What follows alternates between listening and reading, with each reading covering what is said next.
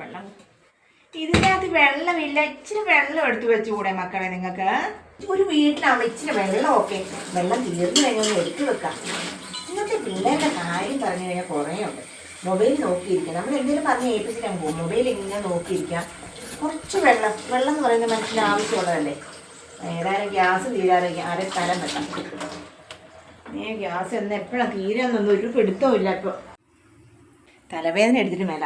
കുഞ്ഞാറ്റേ, ജൂലൂട്ടാ, ഇവിടെ ഒന്നും ആരുമില്ലേ? ഒരു വീട്ടിൽ വന്ന് ഇന്നത്തെ കാലത്ത് ആരും ഫോണും പിടിച്ച് കുത്തിരിക്കുക. കീഴോട്ട് നോക്കി എല്ലാവരും. വെള്ളം തിളച്ച് കിട്ടുമെന്ന് ആർക്കറിയാം. ദൈവമേ, ഗ്യാസ് തീർന്നിട്ട് എന്താവുമെന്ന് ആർക്കറിയാം. Let's go. Oh my god. പൊന്നെ, ഇതിൻ്റെ അകത്ത് നോക്കി നിറച്ചും വെച്ച വെള്ളം ഒരു ഗ്ലാസ്സിനുള്ളതില്ല. ആ ഗ്ലാസ്സിന് നോക്കിക്കേ, ഗ്ലാസ് ഒരു ഗ്ലാസ് വെള്ളം എടുക്കാനുണ്ടോ? ഇത് നിറച്ചും വെച്ചോളൂ. ഗ്യാസും തീർന്ന് പണ്ടോ. ഓരോരുത്തരുടെ അനുഭവമാണിത്. അടുക്കളയിൽ ഗ്യാസ് ഓണാക്കി വെള്ളമോ എന്താണെങ്കിലും ഫുഡ് വെച്ചിട്ട് നമ്മൾ മൊബൈലിലേക്ക് പോവുക.